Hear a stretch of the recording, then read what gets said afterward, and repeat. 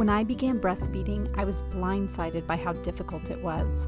I may have thought I was prepared, but having known only a handful of people who had ever breastfed and only seeing it up close from a couple of them, I had a huge learning curve. Since then, I've become a doula, a lactation consultant, and a childbirth educator. Many of my clients are surprised by their own self-doubt and anxiety over every baby feeding decision.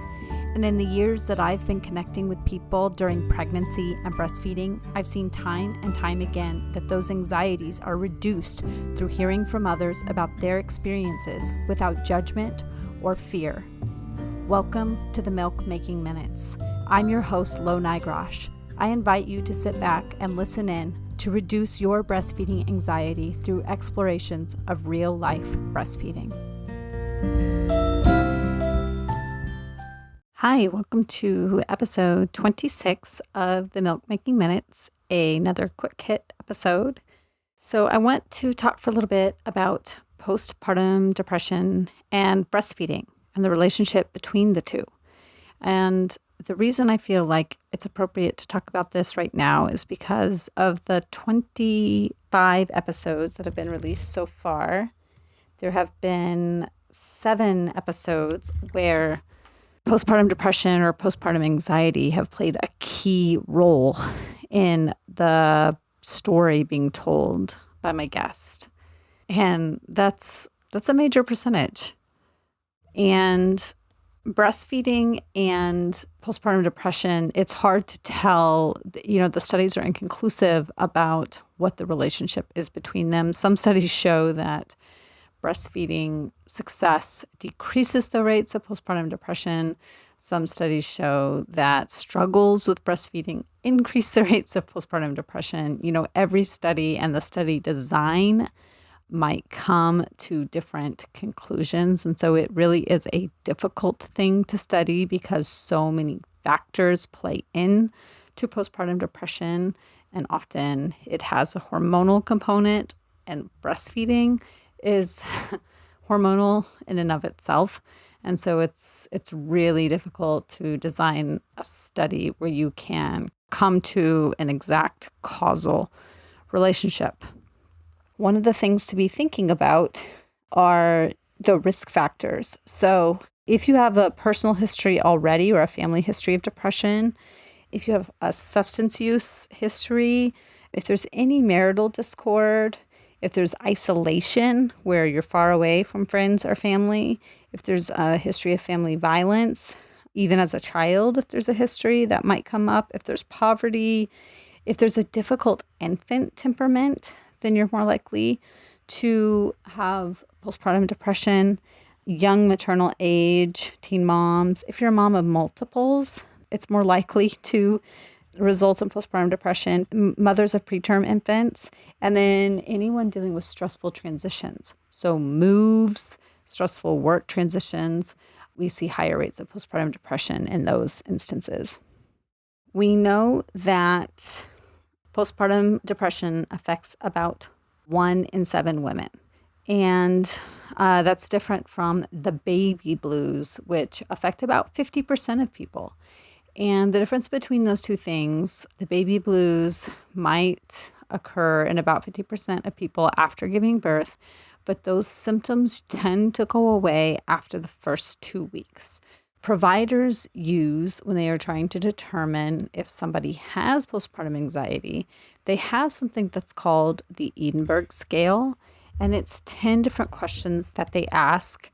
They say in the past 7 days, have you, 1, been able to laugh and see the funny side of things? 2, looked forward with enjoyment to things? 3, blamed yourself unnecessarily when things went wrong? 4, been anxious or worried for, quote, no good reason, which when you're in the thick of it, it might feel like it's a good reason, but you might think about that question in light of how you used to feel before pregnancy and birth. Have you felt scared or panicky for no very good reason? So I have talked to clients or friends in the past who were fearful that someone was going to enter their home and take their baby, for instance. And that is not a rational thought. They knew it was not a rational thought. Or my guest, Erin, She knew that she was experiencing symptoms of postpartum depression because she was fearful about the house that she was in collapsing, and it was a brand new house. Do you feel that things have been getting on top of you? So not being able to cope with all of the responsibilities that you have, being so unhappy that you have had difficulty sleeping. So on top of not being able to sleep because you have a newborn, not being able to sleep even when the baby is sleeping and you have that chance. I have felt sad or miserable. I have been so unhappy that I've been crying. And then the final one, the thought of harming myself has occurred to me. So those intrusive thoughts that enter your mind. And if those are happening, it's really important to tell somebody. And so then the question arises, who do you tell? And often it doesn't feel safe to tell somebody. You don't know who you can tell because you want to protect your family. Do you love to read about pregnancy, childbirth, and breastfeeding? Are you looking for books to help you become a more confident parent? Or perhaps books to help you understand what went wrong with your breastfeeding journey or to do better next time with breastfeeding? Or do your kids have questions about breastfeeding or pregnancy, but you don't really know how to answer them? Would you prefer to have a curated list on these topics? Go to the link in the show notes to my new affiliated bookshop. Every purchase you make benefits the Milk Making Minutes. But better than that, these books are vetted. I've read them all, and I feel very confident recommending them to you. I'll be adding to them continuously, so go to that link when you want to purchase a book. It will help the show, and you can feel confident it will be a purchase you will enjoy. There's a big push within the AAP for pediatricians to do these screenings because you see your pediatrician so frequently. Whereas your OBGYN, you might see once or twice in the postpartum period. Your pediatrician, you're having very frequent checkups with, multiple times in the first month, and then after that, once monthly. So if you really feel like your symptoms of sadness and depression and anxiety are lingering, that would be a great first person to ask if they are not already screening you. Many pediatricians are doing these screenings. It is a part of their protocols. And then they can kind of direct you, hopefully. Not everybody is aware of who they can connect you with, but they can kind of direct you to resources. Now, if they are not directing you, a great first step is to go to Postpartum Support International. They have a number you can text. We'll get that linked in the show notes. They have a website, postpartumsupportinternational.net. They have a phone number you can call, and then there are resources on their website where you can try to find local supporters if you need peer support groups or if you need to find professionals who specialize in the postpartum period. And then if you are diagnosed with postpartum depression, often then you can get started with your OBGYN. If you do need meds, they can then begin to go through the process of prescribing medications. And many of the medications that are prescribed are safe to take while breastfeeding. So that does not have to be a reason to suspend breastfeeding. And so you can reach out to your pediatrician, your family doctor, your OBGYN, and then finally you can decide as it relates to breastfeeding, do I need to really fight to continue breastfeeding because that is going to improve my postpartum mental health? Or do I need to work out a plan to cease breastfeeding because my difficult breastfeeding journey is actually contributing to decreased mental health?